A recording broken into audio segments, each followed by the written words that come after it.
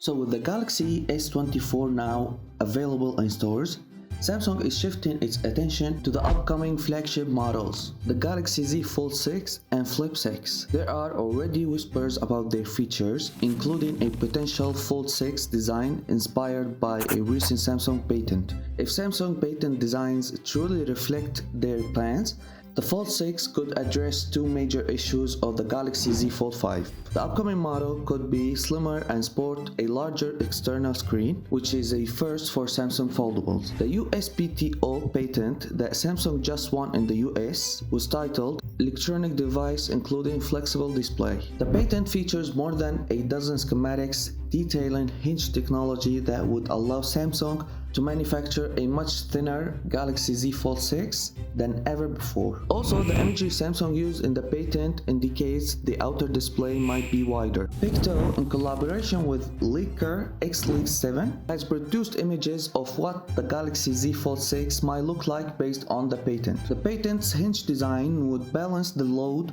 when the phone is folded or unfolded. Samsung applied for the patent back in July 2021, years before Honor stunned the world with its Magic V2 design.